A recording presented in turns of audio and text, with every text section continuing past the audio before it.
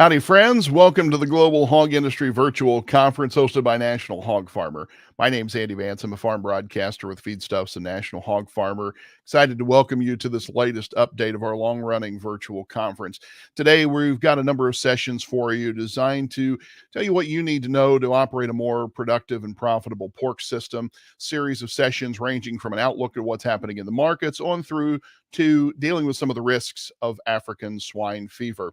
To give you an idea of what's ahead, our first session this morning is going to focus on the forecast for 2023, including what's ahead for pork demand and producer profitability. I'll tell you more about our speakers for this session in just a moment. After this session, we'll also be talking about a novel approach to a new vaccine platform. My colleague Sarah Muirhead will walk through a discussion with Scott Holmstrom from United Animal Health and Joel Harris at GenVax about what they're doing to help pork supply chain stakeholders through a novel vaccine platform. Following that, National Hog Farmer editor Ann Hess will lead a panel discussion with some industry experts on closing the wean to harvest biosecurity gap. We'll hear from Dr. Paul Sundberg and Travis Ruth, along with Elise Tuhill of Carthage Veterinary Services. Dr. Sundberg, of course, with the Swine Health Information Center. I'll be back with you around noontime to talk about the risk of African swine fever with Dr. Jerry Sherson from the University of Minnesota. And then Ann will be back to finish the program this afternoon with Dr. Jack Shear from U.S. Department of Agriculture's Animal Plant Health Inspection Service, talking about what USDA is doing in its fight against African swine fever. This session to kick off the program starts right where it matters most, in your pocketbook. We want to talk about the opportunities that lie ahead for domestic and foreign demand for U.S. pork, as well as producer profitability. Joining me to talk about those issues are Dr. Glynn Tonsor, a professor at Kansas State University, one of the leading ag economists in the industry focused on the livestock markets, and also my friend Mark Hulsebus from Cargill Animal Nutrition, a gentleman that I have the pleasure of talking with each month about the hog markets as part of the Feedstuffs Precision Pork podcast. The way this session is going to work, I'm going to give each of these gentlemen the floor, and they'll walk us through some different aspects of pork demand and producer profitability, and then we'll do some question and answers at the end of the program. To that end, if you have questions for any of our presenters today, just leave those in the comments of either our virtual conference platform or wherever you might be watching today's events.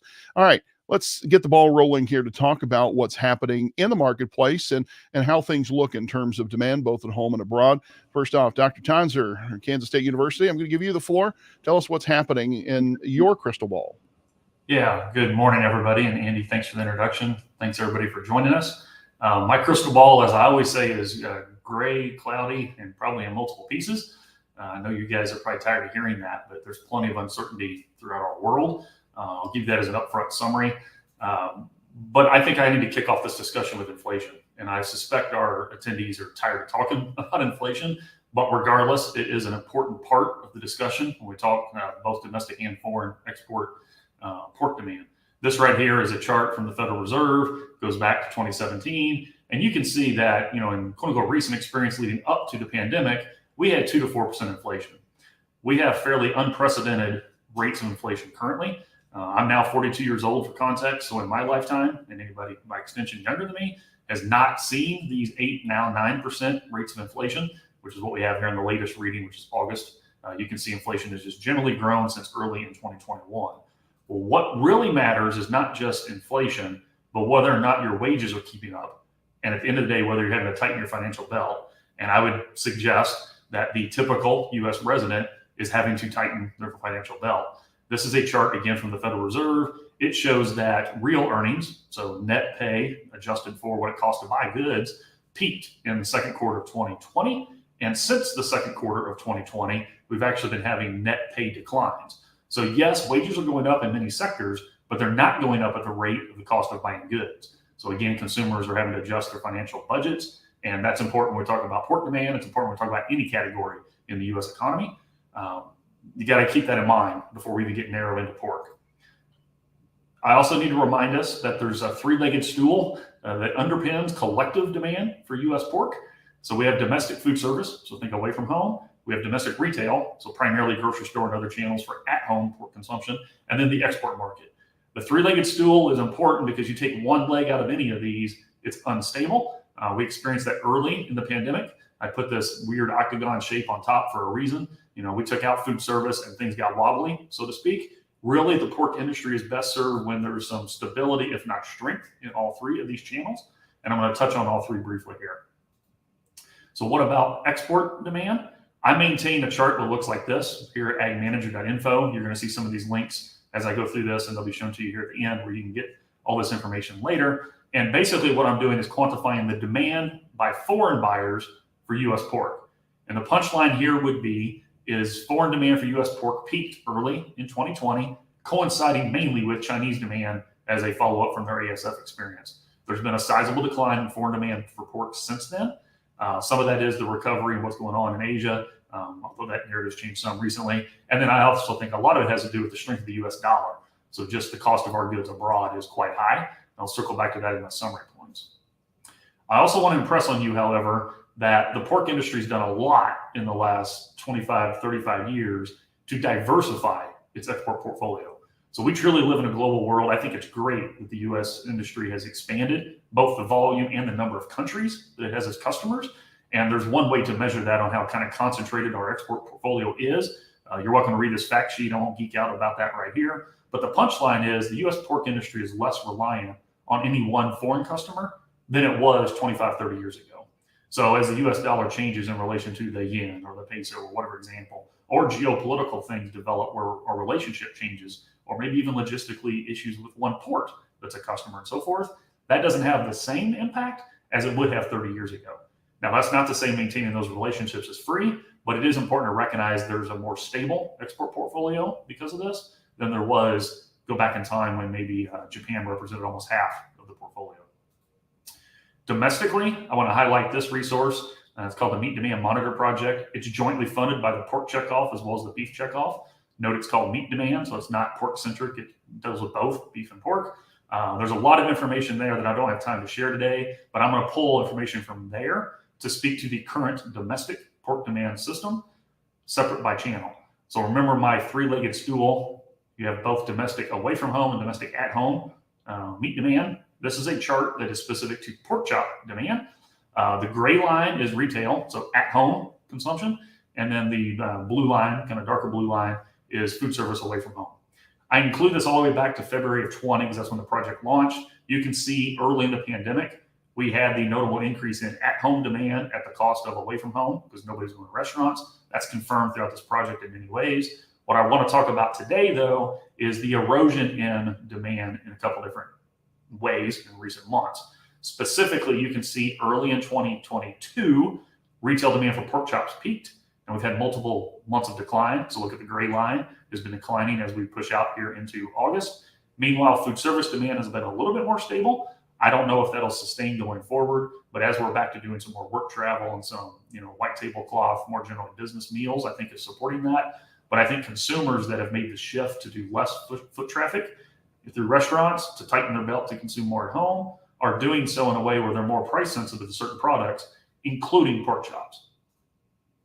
One of the things we work on in this meat demand project is ad hoc questions that are of interest. And of course, inflation is of interest. So for several months, we've been asking, are you adjusting? And if so, how are you adjusting to higher retail meat prices here domestically?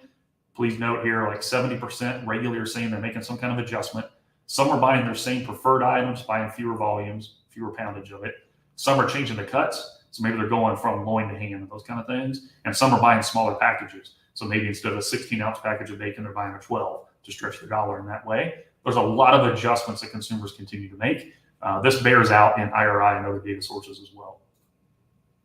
Speaking of IRI, related to today's discussion, I'll highlight a project report that just came out. Myself and Jason Lusk, some of you may know at Purdue University, is a fellow economist, colleague, and friend of mine. We just released a report from the National Pork Board. Punchlines from that, the focus of it was, how is inflation impacting consumer price sensitivity when it comes to the pork complex? Real earnings are declining, as I noted. The relative importance of price when people make protein purchasing decisions has grown.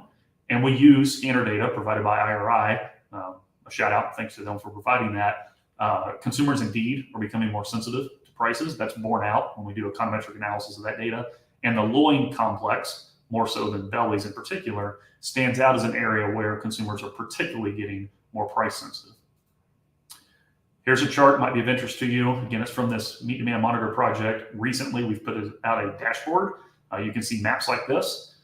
Andy, lots of purple is good for your soul. I'm wearing a purple shirt because I work at K-State. You're going to see purple shading on this dashboard. But what this dashboard does is it takes the meat demand monitor survey data and gives us regional snapshots. Here's information for the third quarter. What I really want to drive home for today's discussion from this is not just highlight the tool for future reference, but price importance is growing. I made that comment, but it's growing differently around the country. Specifically, Iowa and West Virginia are two states that show up where price is particularly or extra important when people make purchasing decisions, that is. Conversely, Rhode Island and the state of Washington show up as two states, and notice they're lighter purple or closer to white, where that's not quite as true. I'm sharing that because there's a lot of diversity both across the country geographically, and then if we're being complete here, within states across income cohorts, where people are responding very differently to higher prices, and we need to keep that in mind in terms of forces that are weakening pork demand. So what's my punchline? I'm trying to shove us through this, keep within my 10 minutes, is I do think it's possible in 2023 that export demand for U.S. pork could grow, but that's only if I think the U.S. dollar weakens. Some of you might know that the U.S. dollar is quite strong at the moment as part of a much broader macroeconomic story around the world. And export demand for U.S. pork might grow if foreign economies find a way to hold up. Lots of discussion about soft landings as the Federal Reserve Bank and their parallel entities around the world are trying to get inflation under control. Exactly how that's done and whether we can do it with what's called small pain versus massive pain on economies is really important to think through in terms of the prospects of rebounding U.S. export volumes and values for pork complex. When we look more here at home domestically, it's really important to keep in mind there is still strong interest in protein in the diet. So what I would say in 2022 and looking to 23 is the typical U.S. resident wants to keep meat protein in their diet. Over 70% self-declares a regular meat consumer. So don't overreact to vegan, vegetarian type discussions is the point here. Again, Jason Lusk and I talked about that in the paper if you want to read more about that. But I think as their financial belt is forcing them to tighten what they buy, they're doing some adjustments. We see that in the loin complex the most is what I was alluding to. I think you're going to see more interest in a smaller package compared to a bigger package just to keep a certain total expenditure at a target point for consumers. Add all that up, there's reasons to be concerned about collective demand as we go into 23 here domestically. This is my last slide, Andy. I noted for our attendees, agmanager.info is our extension website here at K-State. You can find, before the day's over, I will put a PDF of these slides so you can find the exact links. And a lot of this information I update monthly or quarterly. If you find it valuable, please come back to it, download it, make use of it. And Professor, I would just echo that agmanager.info website is a tremendous resource I've relied on as a journalist for years and years and years. So kudos to you and the other colleagues involved in all of the different resources that are available there. So friends, if you haven't visited it, please do so. Glynn, because I know you are not going to stay with us clear till the end of the hour, I did want to toss a question at you before we introduce Mark for his, and it's about inflation in particular, because we started with that, and I think that's such an important piece of this story as you walk through the different legs of demand. Two questions. One, looking at the components of inflation. I won't say the drivers per se, because I always think people misdescribe what inflation is. It's not this sort of boogeyman. It's just we're describing what's happening to prices, right? The components of that, housing, energy, those are the two big ones I'm thinking of. But certainly, are we in an environment where just everything is more expensive, period, and we can kind of toss it away? Or is the story really about those two things primarily, and then other things are going up a little bit, not as much as energy and housing? How much of this can we blame, if you will, on those two components of consumer expenditures? Yeah, if you allow me to compare to 2 or 3 years ago, just to get away from month over month stories, because those can bounce around, is all those categories are quite more, a lot more expensive. Energy is way up from before, even though it's pulled back recently. There's notable concern in the months ahead what that might look like. Home prices around the country rallied a lot. So housing expenses for those that own and subsequently those that are going to be renting, they went up a lot. There's a lot of discussion about how as interest rates goes up, will that pull down residential values? We could talk about that at length if you want. And then anywhere there's labor involved, costs are higher. Mm-hmm. So all those categories are higher. We don't have time to get into the blame game, as you said, but I will note earlier this year, again, on Ag Manager, you can find this or email me and I'll get it to you. Again, Jason Lusk and I did a different project for the pork board where we broke apart what was underlying the higher pork prices we saw early in 2022 And half of the story is general macroeconomics. Yeah. So the federal government putting more money in the system, consumers having more cash in their pocket, leads to chasing goods. And that included pork, and that was good for pork. But it is not unique to pork, is why I give that to you right there. And also supply side forces, feed costs and labor costs in particular, when it comes to producing pork, are well elevated. Good luck buying corn for $3 today. Good luck hiring somebody for $9 an hour, right? Those kind of things are old numbers that no longer apply. They run up the cost of getting a product to consumers. And I'd be remiss, Andy, if I didn't interject. Consumers have wanted meat protein and they've wanted pork. So that pulls up prices. That part is good for the industry. So don't get higher prices as bad entirely. If it's bad because costs have went up and we're inefficient, they are bad. But if it's up because consumer demand is improving, it's actually a good thing and both sides win. That's a long answer to your question, but I'm baiting people for more. Go dig into those resources if you want more on that. The other piece of this that I'm wondering about, kind of where you were closing your talk, when you talk about a soft landing, I'm a cynical SOB by nature. Is a soft landing even possible at this point? Well, you're talking to a over-educated economist, where we are Dr. Bears, right, when we're introduced. So I'll give you that disclaimer, as economists are naturally kind of pessimistic. The majority of my colleagues, and more generally throughout the econ community, are also skeptical if one is possible. If the goal is to get us from 9% to 4%, much less 2%, it's pretty darn hard to do that without some substantial economic pain. And that substantial economic pain is really changing demand from a consumer perspective. That's what I was alluding to on buying power. Hopefully that gives our supply chains a chance to kind of catch up, get the pork straightened out, get the flow of goods back to quote unquote normal. That's the good thing. If you want to put your 5 or 10 year hat on, maybe that's the right thing we need to do. But I share your skepticism. I think it's pretty hard to do that without some pain, and when I say that, I mean the rest of this year, and I'm concerned throughout most of 2023 of the subsequent impacts, what that does to consumers. Yeah, the thing that just kind of boggles my mind trying to figure out how it'll play out is that labor story you were just talking about. You're not hiring anybody at $9, $10 an hour. So consumer, the labor force is trying to figure out, okay, what is the balance point? Is it $15? What is that new normal, so to speak? But then that slide you showed early on about real, salaries and so on, those people are all still feeling that pinch. Like, how those two things reconcile themselves and let us get back down to 4% or below. And Andy, some of that just starts with what's the quantity of physically able bodies to do these jobs. That's right. We're talking to the broader pork complex. The quantity that's out there is not real high. Subsequently, we have the discussion, what's the wages and the associated benefits and perks it takes to get them and keep them as employees for different attendees here. But it starts with the quantity. I mean, you could pay $100 an hour, but if there's nobody around to even talk to about that, it doesn't matter if it's 100 or 300, right? There's only 24 hours in the day. You may get a second shift out of some, but it starts with a quantity available. That's not unique to the pork complex, and I'm not trying to make that political. It's actually not a pandemic story. That challenge was there before the pandemic. Right. That was exacerbated maybe by the pandemic, but it wasn't something that just arrived coincidentally at the same time. And it's not unique to pork at all. So it's, I'd call it economy wide, not even just the food complex. Right.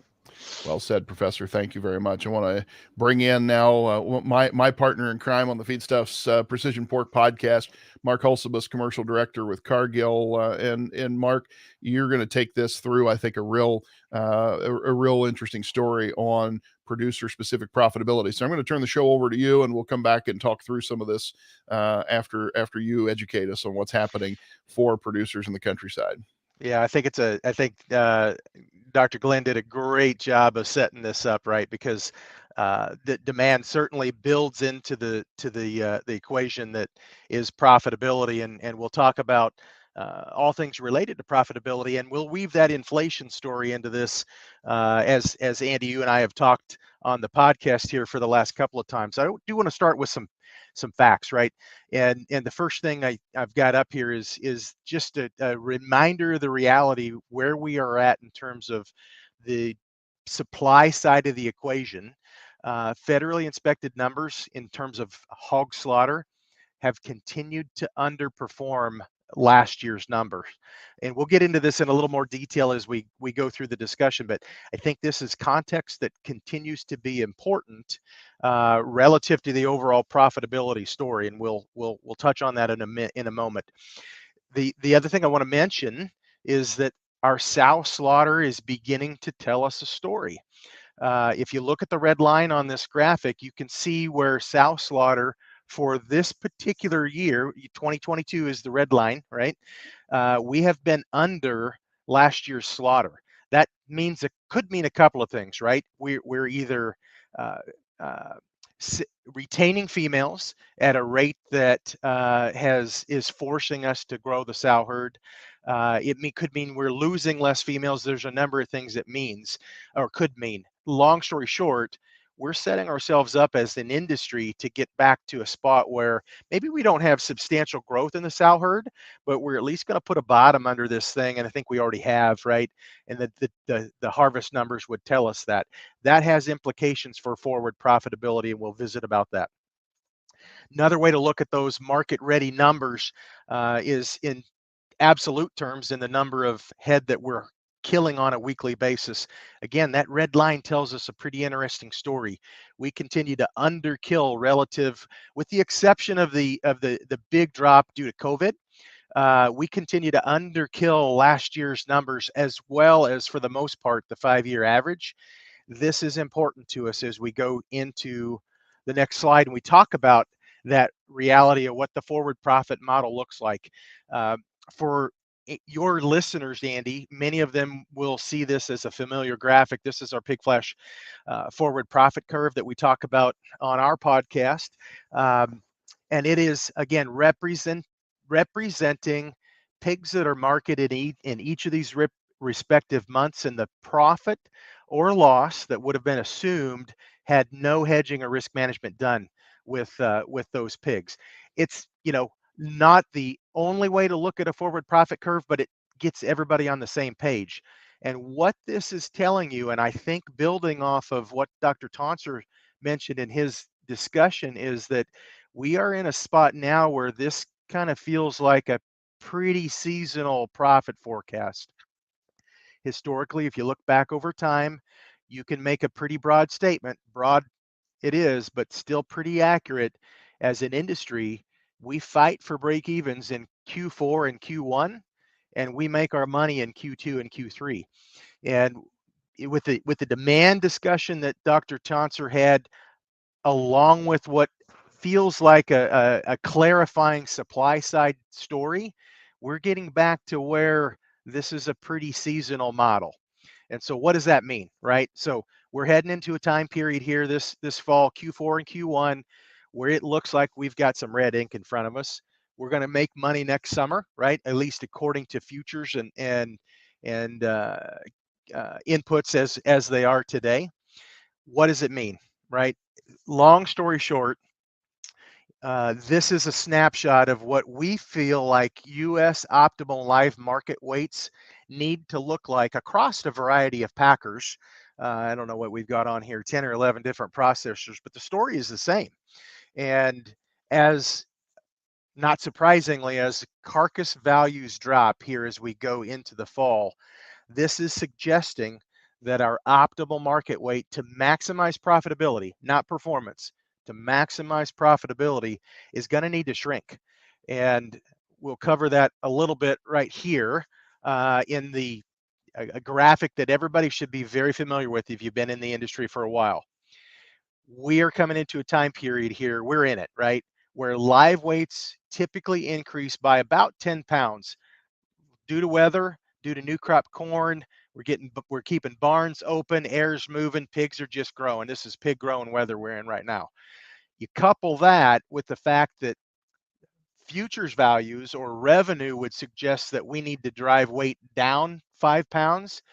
It creates a story, Andy, where we have got to get producers to stay on top of weights this fall to avoid heavy pigs. Make sure you know what your first cut needs to look like. Review your load dashboards, wherever you get that information from. But the take-home message here is weights are going to go higher very, very naturally. Revenue would suggest that we need to drop weights. Those two things are very counter to each other. You need to stay on top of that. One way you can stay on top of that, and we'll buzz through these, Andy, but is how you're driving energy or not into the diet that you're feeding. And so got a couple of snapshots up here on the screen. If you look at a scenario where you're shooting for a fixed hot carcass weight, you would say with corn prices at about 6.5, meal prices and somewhere around $430, you'd say that we want to have zero fat in these diets and about 30% DDGs.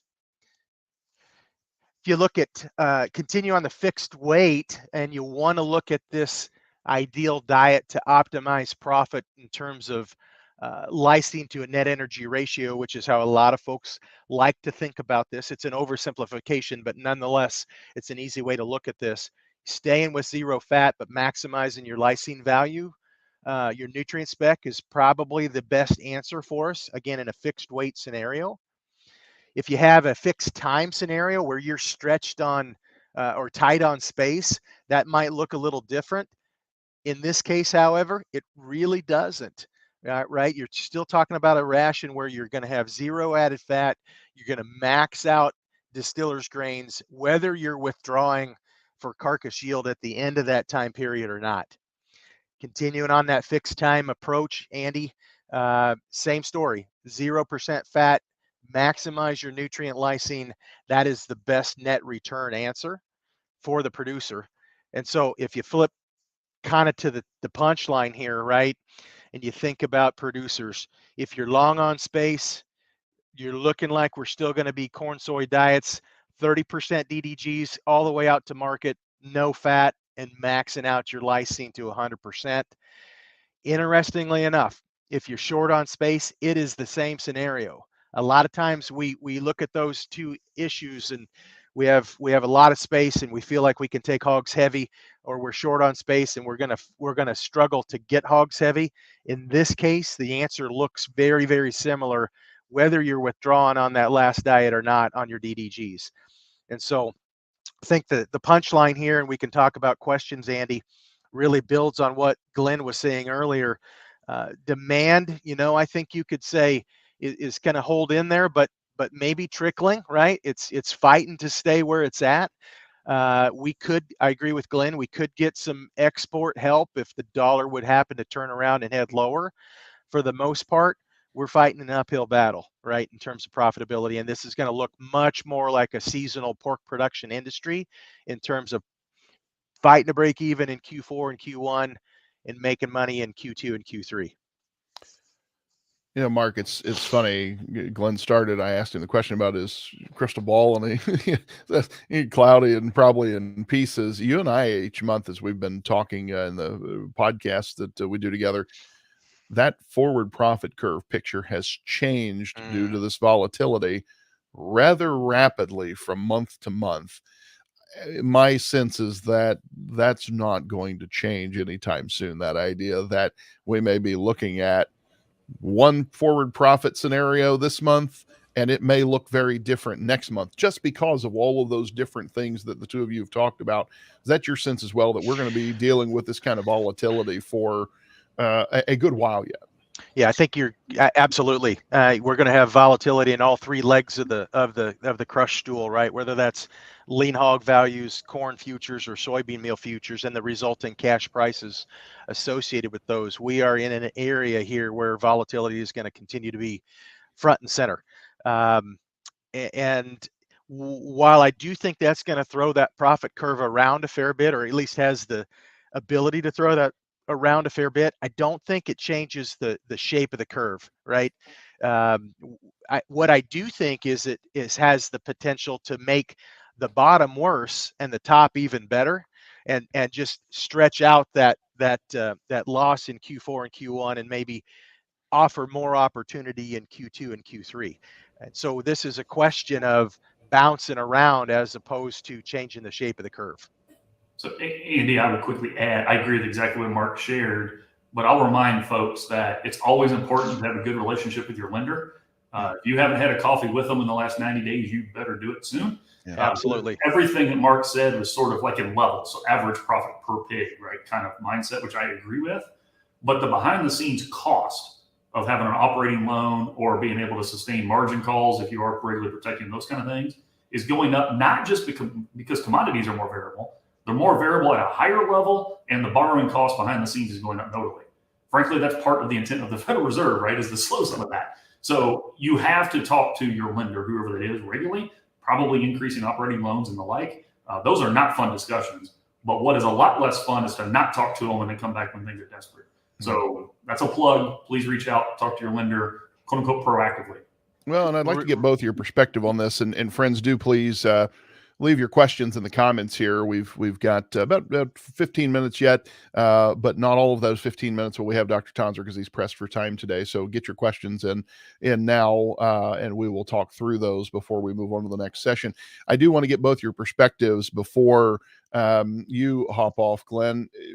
When we talk about this interest rate risk component, I mean, we haven't had to have a serious interest rate risk conversation for a while. When you're looking at the profitability of pork production, how big of a bite is that cost of borrowing, cost of capital as part of the discussion now? Because we haven't had to have that discussion, in a lot of people's adult lifetimes. What are your thoughts on that bite out of the apple? Yeah. Of course, I don't have a simple answer for you. I'm trained not to give simple answers. Yeah, I mean, I know on the one hand, but on the other hand. Well, honestly, it's not just the direct rate, and that's the way I initially gave it to you. But what is the value of collateral? What is the value being placed on your now increasingly dated facilities, if you have older facilities? The value placed on that is a function of interest rates and what it costs to rebuild them. Do we have the concrete and labor systems in place to actually rebuild or not? Quickly impacts not just the direct rate, but the perceived risk of the lender supporting your operation. There's a lot of moving parts, and it's not just the direct rate is why I'm trying to leave you with that. Mm-hmm. I think throughout the industry, there's a lot of folks that have 10-year or older facilities that on the books a year ago were worth more than they ever thought they'd be. Yeah. And that's okay. That makes you look like you're in a better financial position, but it was in part because we couldn't build a new building as fast as we wanted and so forth. So it sustained the value of older facilities. I'm not saying I want them to be lower. I'll be very clear to the attendees. That's not the point of my comment. But there is a substantial risk with higher interest rates. And as the supply chain on construction changes and the ability to build new buildings goes up, you face a risk that your financial position declines because your collateral declines. Yeah. Again, those things will come out when you have that second cup of coffee with your lender, is why I'm begging you to go talk with your lender. Well, and the other thing, I mean, we could be talking about the housing market. You can't eat equity, right? So when you talk about the value of your assets changing so rapidly, it has a real implication for but this, I also would go back to the old saw, cash is king in these kind of places, right? And you got to protect your cheddar, as the kids say these days. And the three of us know how diverse the industry is. Oh my gosh. Some operations have a lot of farmland behind them, and that's the backstop. And not that that's immune to change, but it isn't as risky as those that have a higher percentage of their collateral is the actual barns, single-use hog facilities, right? You can't turn around and sell them to somebody else do anything besides raise pigs. That's kind of the equivalent of raising cattle on a feed yard and so forth. The single use is a risk, right? So our listeners are very diverse, and the plea to talk to your lender is most important for those that have a higher exposure to operating loans and maybe less of their collateral tied in farmland. So to give it real nugget for those that are, I think the advice is strongest for that subset of your team. Yeah. Mark, thoughts on how interest rate risk plays into your forward profit projections? How dramatically has that changed the way you go about calculating what those curves look like? Well, first off, everything Glynn said is exactly right. Couldn't agree more, right? And this does it has the potential to ultimately get back to a game of cash flow, as you were saying there at the end. If you want to look at it from a pure rate standpoint and the exposure, the cost of exposure, let's say you got a 5,000 head operation, farrow to finish, so you're going to market somewhere around 125, 150,000 head pigs a year. You're looking at, let's say rates rise another 4% in terms of borrowing cost, which is, I know that sounds incredibly high for people, but I do not think by 2025, 2026 that is out of the question. You're looking at $3-4 a head, right? In terms of extra cost just for the borrowing capability to be able to get through this. And so, not sounding alarms, but I couldn't agree more with Glynn.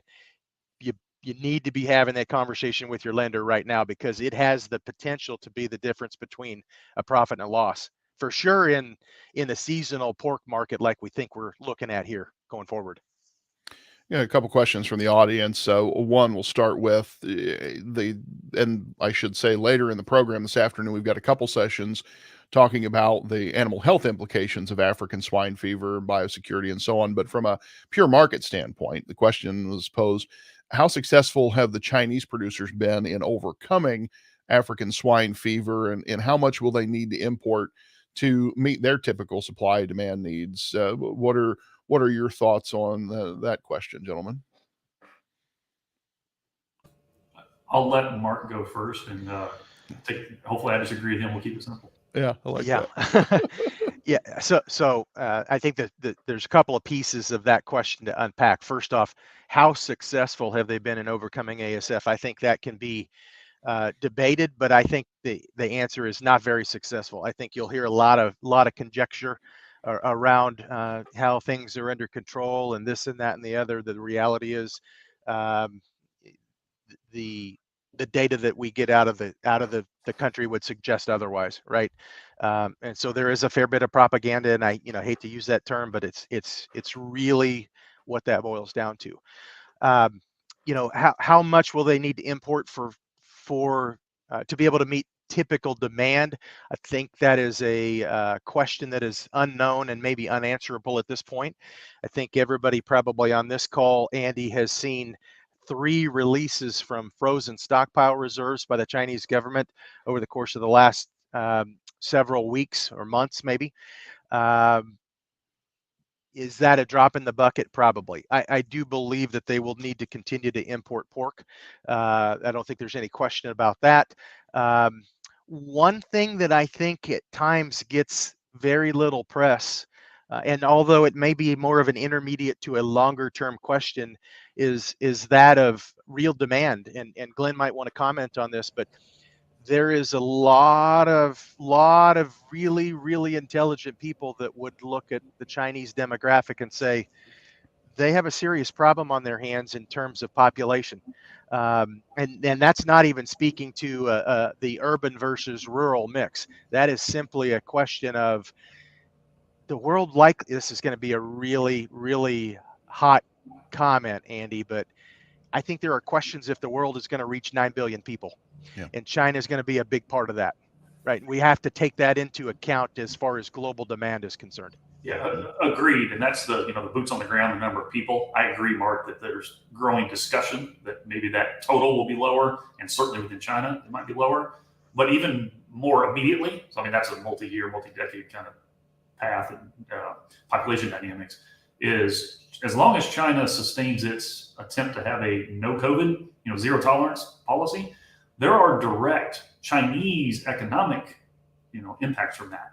The strength of their economy is in question, right? Who's working, their ability to manufacture things, how much they have to export. That all directly impacts their buying power, right? At the end of the day. So I agree with what you said, but I'll add to this is there's this elevated uncertainty that China stands out as a large economy with a lot of people that is still sort of chasing the zero COVID policy arena that is at odds with most other countries around the world at this point. I can't predict if and when that will change, but I think that is worth monitoring just as much as ASF, because it dictates the buying power whether it was ASF or not. I agree with that wholeheartedly, Andy. That's a great comment that Glynn made. Yeah, and I'm going to assume, Professor, that might have been you turning into a pumpkin. So I want to say thanks. We're not wrapping up this session just yet, but I do want to thank Glynn Tonsor from Kansas State University. Great presentation today. Glynn, thanks for being with us. Mark, had a question from the audience specific for you. Great question from my good friend, Dr. Steve Pullman. I thought really insightful. When you suggested reducing market weights, Dr. Pullman notes that integrators routinely have higher market weights than independent producers. Can the integrator really afford a weight reduction at this stage? Yeah, it is a great question. It's the right question, and so we're looking when we kind of share those optimal weights. We're looking at grid-based decisions for those independent producers. The question from an integrator's perspective, I think varies from one of those organizations to the next, and what percent supply they have forward contracted or managed in some way, shape, or form. It is a difficult question to say that all integrators are really going to be in the same spot when it comes to target weights. That's a question that ultimately revolves around their target customers for the pork product that is the offtake from those facilities. What I can say is that from the perspective of a producer that's getting paid off the grid, getting weights under control, and maybe again the message more is, don't let the very typical seasonal increase in weights get away from you. Maybe at least stay steady is really where we're coming at this. Yeah. Yeah, good insights. And I would encourage friends, if you're not already subscribed to the Feedstuffs Precision Pork podcast I co-host each month with Mark Hulsebus, we have put the link to that in the live discussion, the chat there of the virtual conference site. So do go and subscribe to that wherever you get your podcast, because Mark and I have these kind of discussions literally every month. And actually, we're on the cusp of recording our next episode. So we'll have the next episode of the podcast coming out here in the not too distant future, later this week or next. So definitely subscribe to that. And Mark, I want to thank you very much for being a part of this opening session of the Global Hog Industry Virtual Conference. You could also, if you've not done so, subscribe to the Cargill Pig Flash e-newsletter. We've got a link to that in the show notes of the podcast page each episode. So subscribe to that. Those forward profit curves that we looked at earlier in Mark's presentation come to you via email each week. Super handy resource. So Mark, thanks. And as I mentioned earlier, thanks also to Professor Glynn Tonsor from Kansas State University. The two gentlemen put together, I think, a really tremendous program to give us an idea of what's happening in the marketplace for demand, as well as the cost of producing pigs, and one of my favorite center plate proteins. Had some bacon this morning, come to think about it. It was pretty great. Coming up at the Global Hog Industry Virtual Conference, our next session will be a discussion of how pork supply chain stakeholders are investing in a novel vaccine platform. Our Sarah Muirhead is going to be talking with Scott Holmstrom from United Animal Health and Joel Harris from GenVax about a startup dedicated to bringing advances in self-amplifying mRNA vaccine production into the animal health space. Partnership between GenVax and United Animal Health that could help us deal with some of these thorny challenges in swine animal diseases. Coming up then at noon Eastern, 11 Central, we'll have a panel discussion on closing the wean to harvest biosecurity gap. National Hog Farmer editor Ann Hess will host a roundtable with Dr. Paul Sundberg of the Swine Health Information Center and Travis Ruth and Eloise Toolhill of Carthage Veterinary Services. Great discussion that you won't want to miss as you try to tighten down the biosecurity gaps in your operation. Coming up then at 12:45 Eastern, we'll be talking about the risk of African swine fever and why things may not always be what they seem. I'll talk with Dr. Jerry Sherson of the University of Minnesota. You won't want to miss that conversation. Dr. Sherson is a wealth of information on ASF, and he poses some really insightful questions about the specter of that disease coming to our shores.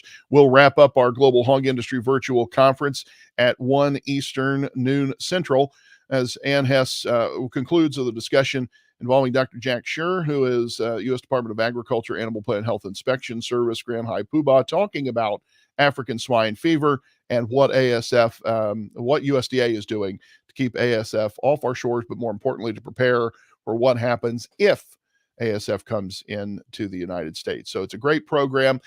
Love that we got a great amount of questions from you during this session. Please stay engaged and involved. You can share this also with other industry stakeholders in your organization. Please invite them to participate either live the rest of the day today or on demand. All of our sessions will be available to you on demand. Look forward to seeing you in the next session. Thanks for being a part of the Global Hog Industry Virtual Conference. I'm Andy Vance.